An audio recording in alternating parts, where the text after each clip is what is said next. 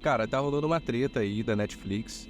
A Netflix, em meio a essa polêmica da greve dos atores, atrizes, o pessoal que trabalha em filmes em Hollywood, que paralisaram os trabalhos, a Netflix publicou recentemente uma vaga para um gestor de produtos de inteligência artificial, pagando mais de US$ 1 milhão por ano.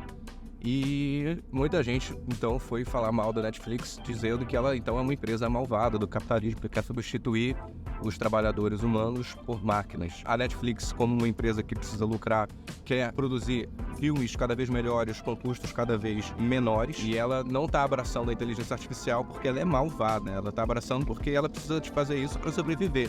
As empresas que não abraçarem as inteligências artificiais vão virar as Kodaks. A Netflix não quer ser a Kodak. Ela nasceu, inclusive, reinventando um modelo de negócio de consumo de filmes e séries.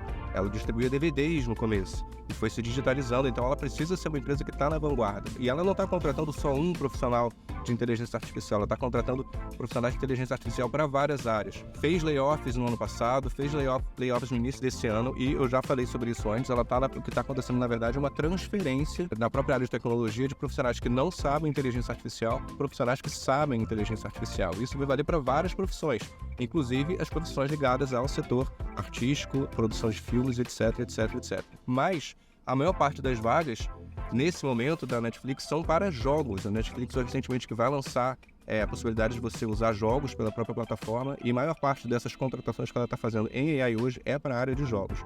Uma outra crítica que eu vi foi comparando, dizendo que isso é uma coisa muito desigual, porque o salário médio de um profissional júnior na indústria cinematográfica é de US$ 30 mil por ano, e esse profissional de inteligência artificial vai ganhar US$ 1 milhão por ano. Olha só como a coisa está desigual. Acho que é uma comparação muito forçada que as veículos de mídia estão fazendo, que eu já ouvi alguns fazendo, porque você não vai comparar um top level, né, um líder de uma área de inteligência artificial com um ator júnior, né, um profissional júnior da indústria cinematográfica.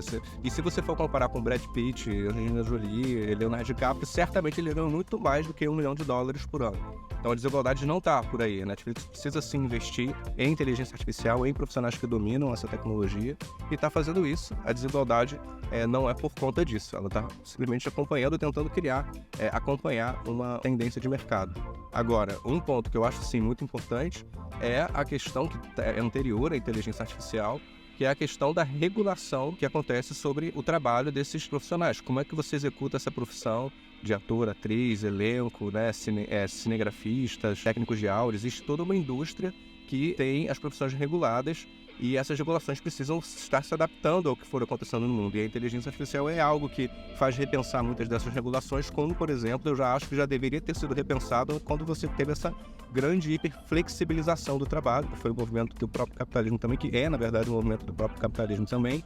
A inteligência artificial apenas como mais uma página desse capítulo. Então é uma discussão que já estava acontecendo, vai se intensificar, e eu acho que os profissionais dessa indústria precisam realmente estar unidos para ter um maior poder de negociação, inclusive. Por exemplo, você pega o Leonardo DiCaprio, de novo, você dá um superstar, quando ele senta numa mesa de negociação com um estúdio para produzir um filme, ele tem uma capacidade de negociação muito maior do que quem está entrando agora. Então imagina que todo mundo que está entrando agora na indústria liberasse o uso das suas imagens para os estúdios produzirem somente com inteligência artificial. Isso pode levar à extinção, isso pode levar a uma mudança muito radical do papel do ator, da atriz, do próprio elenco na produção de filme. Pode inclusive desumanizar essas produções. E quem os melhores profissionais para falarem sobre isso, para decidirem como é que você vai regular o que pode, o que não pode, como os próprios profissionais que trabalham nessa indústria. Então eu acho sim uma discussão válida, eu acho sim uma treta válida, mas é só tomar cuidado com os argumentos que a gente vai usar. A Netflix não pode deixar de investir em AI.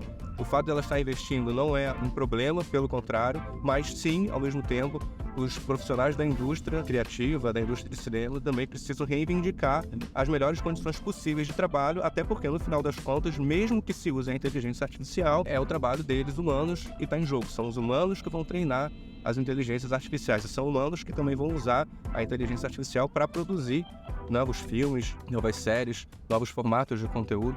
É sempre a iniciativa de um ser humano que pega aquela tecnologia e cria. A IA não cria nada. É um ser humano que usou a inteligência artificial para criar alguma coisa, alguma produção, alguma foto, algum filme, algum áudio, e juntar isso. É como se essa coisa do deepfake, né, que a gente estava conversando também. Outro dia eu vi um vídeo que era o Silvio Santos apresentando o Jornal Nacional. E era igualzinho mesmo, parecia que ele era na bancada aí, era a cara dele, a voz dele apresentando as notícias. Deep vem de Deep Learning, que é uma tecnologia de aprendizado profundo, fake faz referência ao fake news. Agora a gente tem o Deepfake, que é essa verdade praticamente, só que na verdade não é verdade, foi produzida por inteligência artificial. Que há pouco tempo atrás a gente chamava de montagem, né? Algum ser humano, um editor de vídeo, pegava ali as imagens e fazia uma montagem. A diferença é que hoje você não precisa ser um editor de vídeo com forte domínio em Adobe Premiere e ferramentas de edição para criar essa montagem. Você pode usar a inteligência artificial para isso. Então, o editor que conhece inteligência artificial pode fazer muito mais rápido um trabalho que talvez ele demorasse mais tempo para fazer. Quem vai estar ali pilotando aquela edição, fazendo uma curadoria do que acontece, refinando o que está sendo pedido para a máquina, avaliando se está adequado ou não, sabendo quando colocar um ser humano para fazer um determinado movimento ou não, vai ser um profissional de edição. Isso não vai se modificar, não vai deixar de existir essa pessoa que tem esse olhar. A diferença é que ela vai usar uma tecnologia de inteligência artificial para isso. Mas, assim, essa é uma discussão que a indústria precisa ter e definir os parâmetros, as regras, para que o jogo seja, no final das contas, um jogo que todo mundo sai ganhando, e não apenas uns poucos.